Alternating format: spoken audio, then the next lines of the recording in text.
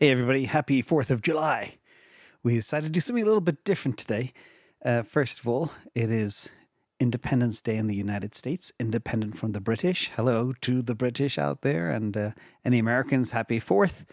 And also, a big part of this channel is about financial independence, helping people kind of retire early, get out of the matrix. And despite one of the ways of doing that is Bitcoin, but Bitcoin's a bit weak today, so we're going to break all that down too and see if we can find any bright spots, or is it all doom and gloom ahead? So let's jump in. I'm going to do a little bit of breaking news and then open up to a whole bunch of questions afterwards with you all live. So thank you all for coming. Thank you as well to Sir Winston and Moto and everybody else. Appreciate everybody being here. So we'll talk about potential bear trap, talk about debasement, talk about how $23 billion in Bitcoin is up for sale. We'll talk about as well how Bitcoin could be a reserve asset, which is very interesting. And the question is, do we hodl or do we sell now with all the pressures coming? And we also look at a little bit of TA. Maybe we'll pop up some live charts later and a little bit on Tesla and who's got the money and where it's going. This is kind of super interesting, how generations differ in how they invest and how there's going to be a massive shakeup in the future. Okay, none of this is financial advice. And by the way, we do have a one-day sale. We never, ever do sales, but this is kind of 2 months free on an annual membership at Patreon. If anybody's interested, the top tier would be like $10 a month for 10 months, but you get 2 months free. And also, there's been a change in the Patreon billing, where in the past it used to be, even if you joined at the end of the month, it would charge you immediately at the beginning of the next month. But now they've changed it with subscription billing, where new members are charged when they join and on the same date each month. So they fixed that. That was a pain for years. Anyway, let's talk about debasement first. One of the reasons you were all here, fiat, this is from Alex Gladstein, an OG in the space. Fiat is completely broken. Most people are constantly debased. They're so used to being robbed, they don't even notice it anymore. And stablecoins are a short-term humanitarian hack for people who can't easily earn dollars or dollar substitutes natively. Bitcoin is the ultimate solution. Very interesting, very bullish. Let's talk about the bear trap. This is from Tech Dev. And you can see here, we're in the situation now where things are looking very gloomy.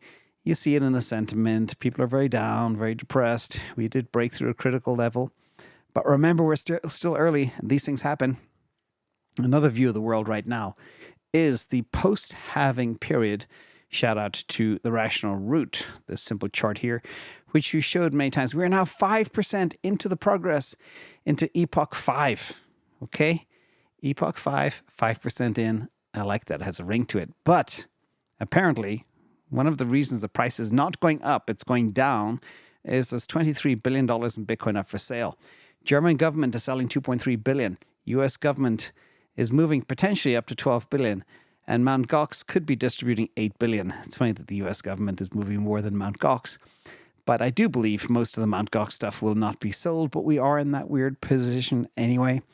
Even if it wasn't for us being in a post-halving period, we'd probably still not be going anywhere for the first 90 days after the halving, because that's what historically happens. But we also have a lot of headwinds at the same time. So be patient. Good things come to those who wait, as we say. This is a chart that I shared on Patreon this morning, which looks a bit alarming. Normally, during a bull run, most of the time, we do not dip through the 200-day moving average. But this time is a little bit different for a few reasons. First of all, we ran up a lot in anticipation of the ETF coming. Then we ran up a lot when the ETF was launched as of kind of mid-January onwards, straight up from 34, 35, 36,000 straight to 73,000. And then we've been chopping sideways, and now we've dipped to a 200-day moving average. So remember, a moving average is a reflection of what happened in the last 200 days, and we've come a long way. So it is a pretty steep curve, so it's easy to pierce. But that is a concern, and that is a signal for many. Let's look at some signals real quick. These are the Bitcoin metrics from Swissblock. Bitcoin today, the market type is 13. It's okay. Market risk is high at 69. Price momentum, minus 38, is bearish. And on-chain fundamentals are neutral at 44. So it's not catastrophic altogether. Market risk is there. I've been talking now for the last 2 weeks in the Bitcoin Daily about how we are teetering on the brink. teetering with the short-term holder cap cost basis. We literally just broke through that and then popped right above. So Bitcoin, as I speak right now, has shot literally. We fell down to $56,709. Now it's $58,600. Wow, it's nearly up $2,000 off the bottom. That's pretty, means people are buying the dip. So that's just what happens. A lot of people are hoping for that 50K. Nah, even with all the selling, it's still very strong. Now let's look at some fractals too. This is another interesting chart from APSK 32 and big into the, what do they call that model again? I forget their log model. I forget what it's called. Anyhow, here, Paralaw is their log model. Paralaw, sorry. And it shows you 4-year price fractals to future forecast prices. And this final plot showed a nasty discontinuity to the downside, which isn't in vogue at the time, but it printed anyway. So if we look at where we are, kind of halfway through, we have that dip. When we compare it to other cycles, though, it is a little bit different. But the ETFs did push prices higher than normal, earlier than normal, and it appears we're reverting back to the normal cycle trend, which explains a lot of things. The last plot is the red line, but the key here is the way APSK 32 sees this is a gift for those who have not packed their bags to be able to buy in the 50K zone again. Some people, like Uncle Fred, thought we'd never have this level again. Thank you, Mike, for coming as well. So here, is it a gift? Is it a pullback? Are people selling their Bitcoin and YOLOing into meme coins or other things? I don't know. But, I forgot to mention as well regarding this chart. These are the potential price targets if history repeats from previous cycles. It takes us up to about 170K on the high end. And on the low end, well, you can see the low end right there, just shy of 100K, sometime mid-2025. But there could also be a double top too. So we don't know where this is going to go. I think we'll definitely go above 100K, but we'll see.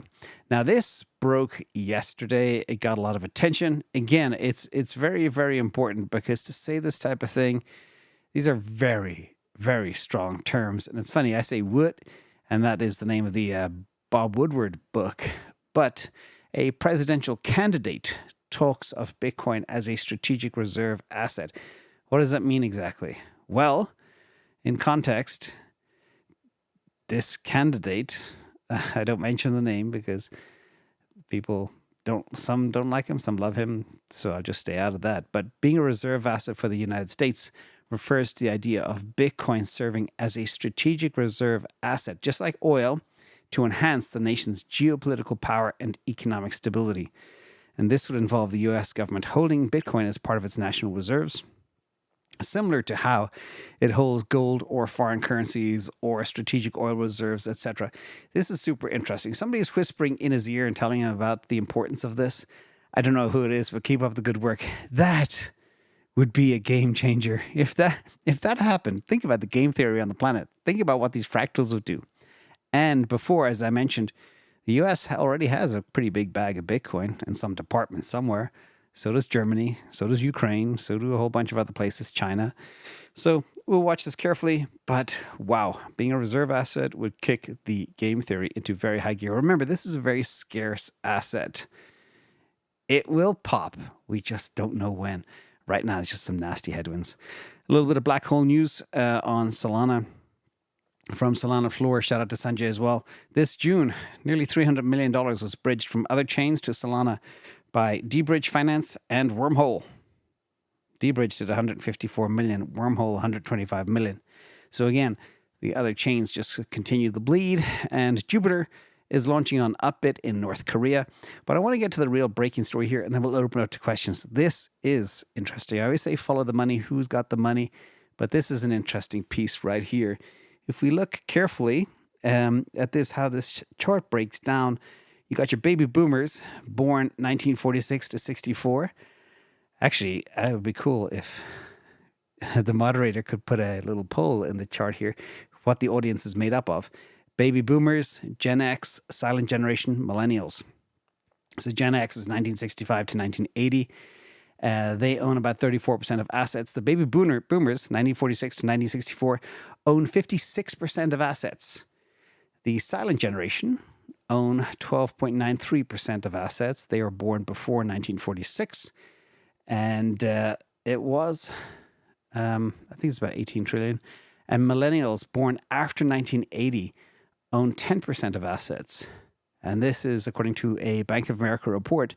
And then the number will grow because over the next decade, baby boomers will pass down a whopping $84 trillion to Gen X and the millennials. 84 trillion. That's enough to buy every avocado toast and latte in existence and still have a lot of money left to buy crypto. Big news.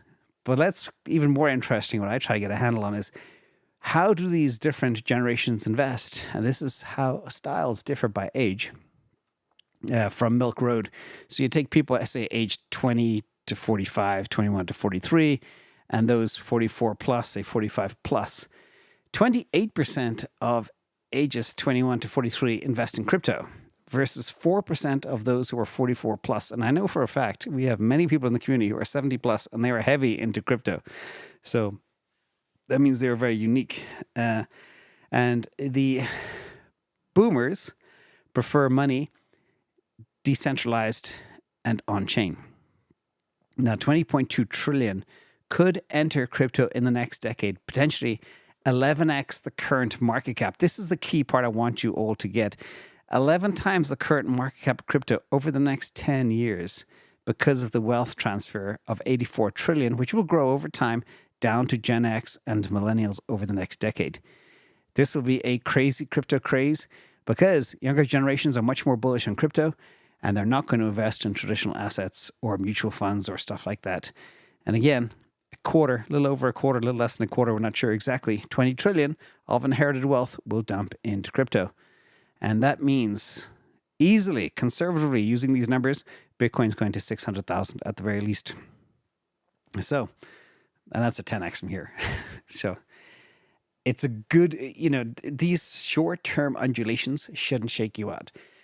Anyway, let's get to the questions in 1 second. Tesla is still on top as the top global battery electric vehicle manufacturer. They still lead ahead of BYD. And BYD cars are half the price, by the way.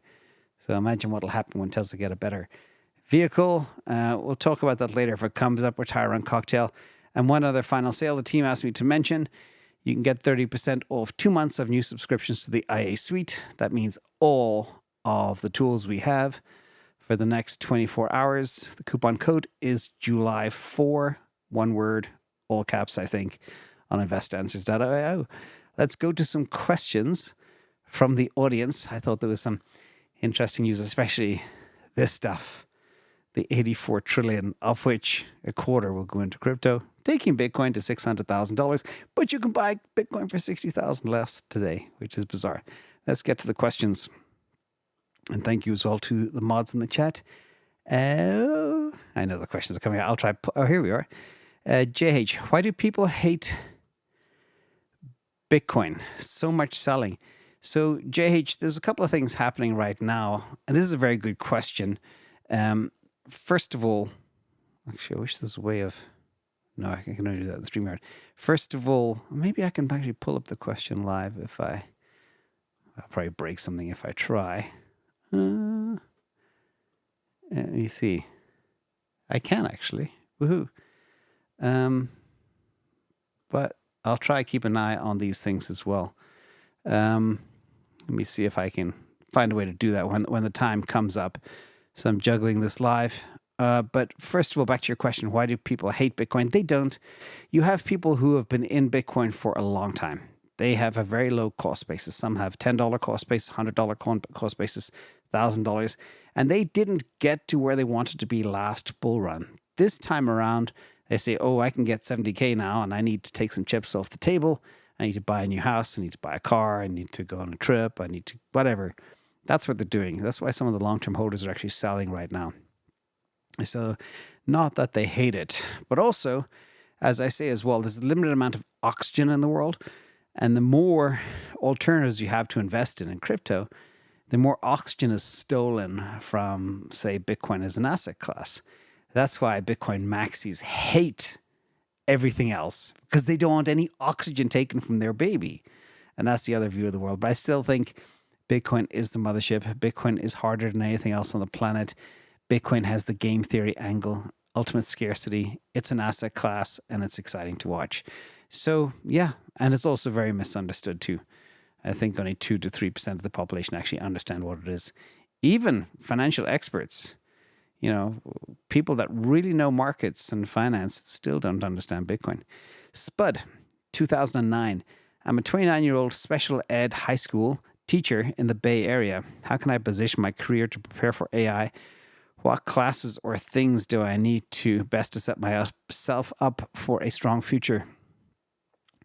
That is a very interesting question. First of all, as I advise people, find what you love. If you love to teach people, why don't you do what I do? I try to teach people about money and investing and financial freedom, and I do it every single day without fail. So that could be one thing. Regarding AI, so first step, find out what you love. Second step, find out how competitive the market is. Like if you want to be an Olympic swimmer versus a ballet dancer versus a teacher or whatever else, find out where the opportunity lies, i.e. what is nobody else focusing on, and then leverage AI to make yourself the best in the world. There's a lot of stuff coming, but at the same time as well, even Elon Musk said it, bots will become teachers for kids now. You want to send your kids to school in a couple of years, you'll buy an Optimus bot and you'll be able to build a custom curriculum for your students based on their academic capabilities. Some people could be autistic, some people could be hardcore math, some people could be very creative, musical, linguistic, whatever, and then help maybe build custom syllabus using AI for bots to learn as a package. So Optimus could download your package and go forward. So I'm just thinking out loud here. That's what I would do. But you're on the right track, focusing on how you can position yourself for this rapidly changing future. Next from Tim Barnes. Sol perp at now $148 entry with 23 Sol at a 3.3x leverage. I always do 3.3x, by the way. Good choice. Liquidation at 108. Safe-ish.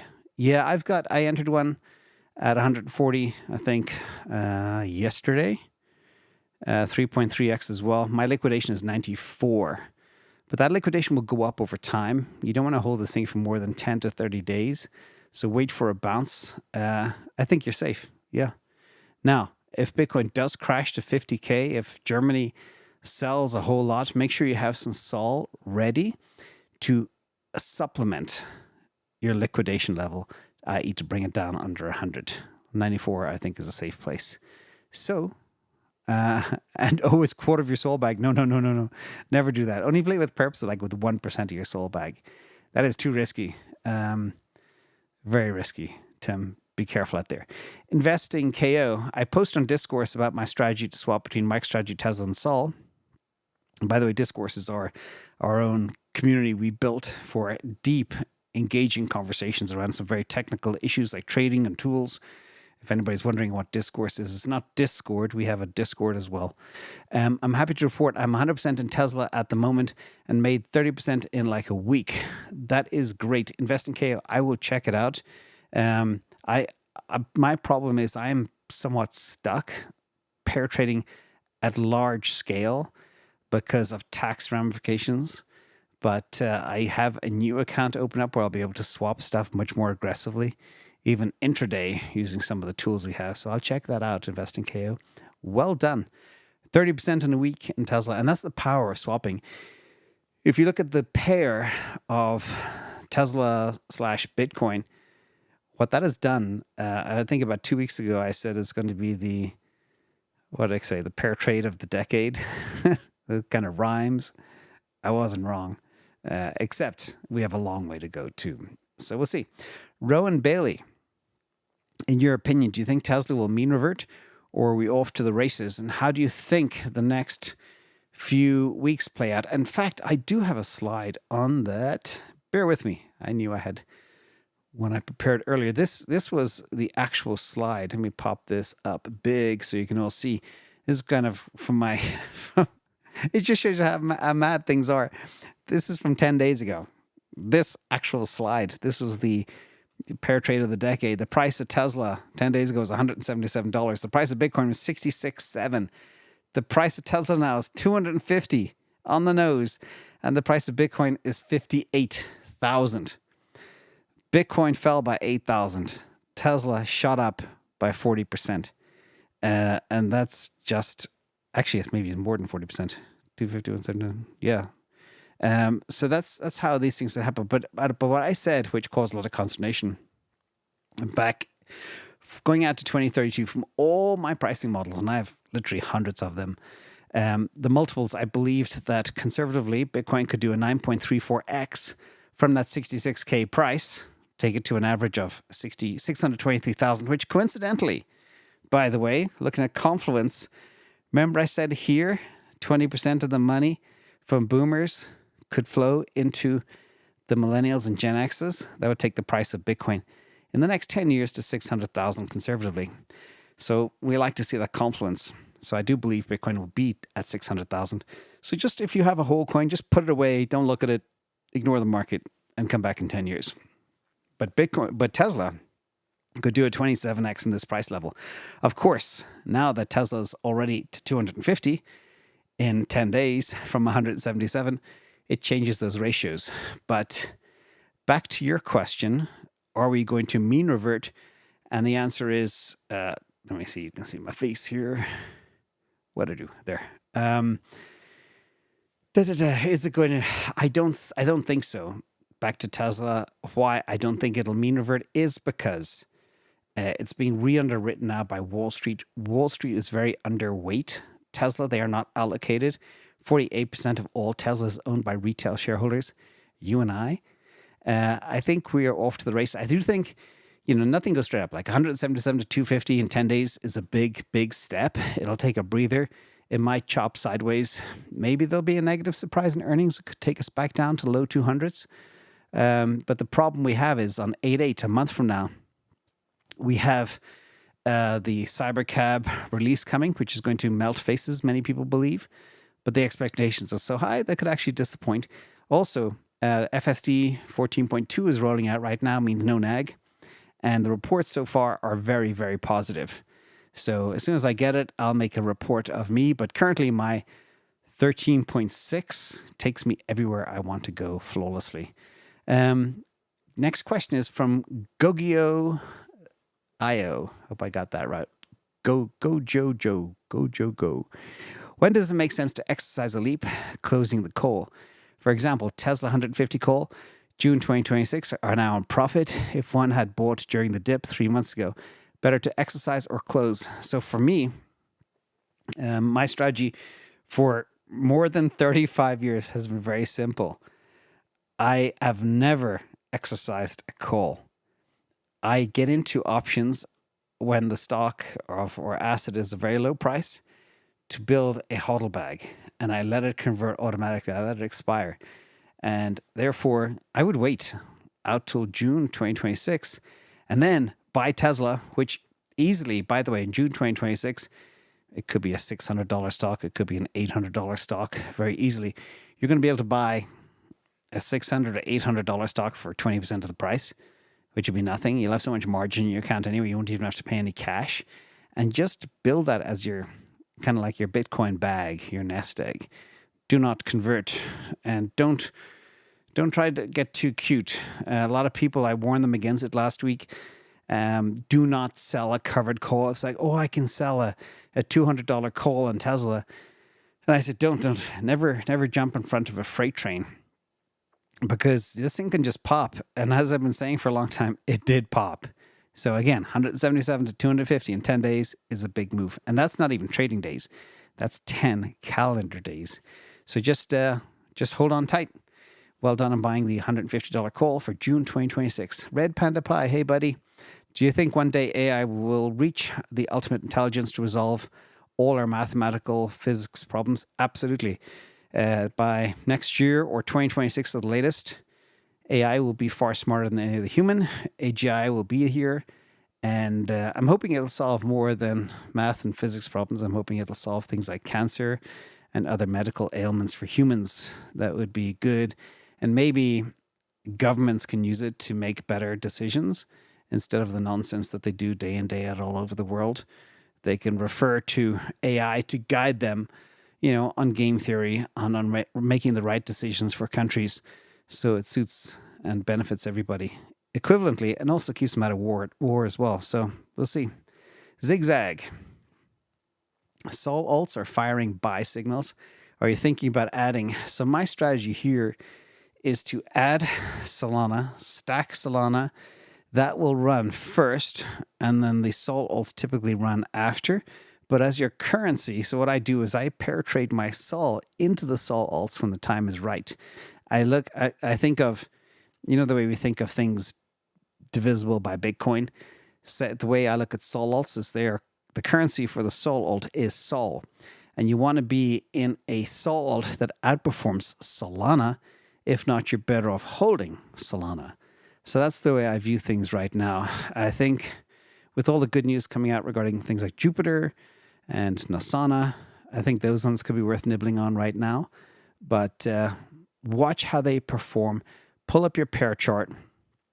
Pull up the alt, like put in Pyth/Solana or SOLUSD or any of them and see how they match up. Watch that chart carefully. That determines your buy signal, not standalone against the US dollar. Next, and by the way, Solana is very, very down right now. It was at 145 yesterday, 154 2 days earlier, and now it's trading at 134. So it falls down. When Bitcoin falls, Solana falls more in most cases. Next question is from Gabby DiGallo. How and where do I even start learning about options trading? So I covered that last week in the Q&A. I have an options trading playlist, which I can actually pull up right now and share with you. Everything I've ever known about options trading is all in that video list. And I have playlists on everything. Let me try to pull this up right now. Got technical analysis, retire on series playlist, wallets, face-off, behavioral, finance, personality types. Where is my option playlist? Sol alt playlist. Hang on, it's coming up soon. There it is. All right. View full playlist. I'll pop it up here. And copy. All right. Let me see. I'm going to put it here and I'll drop it in the chat as well. This is the options playlist. Everything you need to know is here. If you want to really learn about it, all the techniques, all the strategies, they're there. There's also lots of good books on the topic. And options are critical to me. It's a very easy way to buy a lot of assets with leverage. It's very easy to manage your position, sell calls against your position, sell puts to get into a position. I mean, the sky's the limit. Everything I do is options. Charles Cannon, what help is available for the IA tools? We have free help 7 days a week in Discourse. It's all the customer support happens in there. This is the IA community forum, which is available no matter what indicator you subscribe to, aside from, and we have multiple community leaders. I'm in there all the time. We have some people as well that do private training, if that's something you're interested in as well. And you can also learn a ton from other people. There's people that have taken these tools and create like mishmashes of the tools and indicators and are able to find their own kind of rhythm and special trading pattern too, which is awesome. So check that out. Dial Up Dan, I had some limit orders set for Tesla. It's a good idea to consider using the capital and miners now. NFA, of course. So this is a tough one. Every day I think about what I call rotation, when to rotate, when to move, when to take gains off the table, profit take, and put into other faster horses. I was kind of caught out because I wasn't expecting Bitcoin to fall this low, which dragged the MicroStrategy's and the miners down, but some of the miners are actually holding up really well, especially those with the HPC exposure for AI compute. I still do believe, okay, Tesla is on a roll. Is it too early to get out of these things? I don't know. We're coming out with a brand new model, which is a profit-taking model, probably the most important thing we've released this year after the ATR model. And that will help you determine scientifically at what layers to take what percentage of your bag based on your cost basis, and then allocate that at appropriate times. You can move to cash first, and then maybe move into Tesla or whatever other AI play that could be good at the time.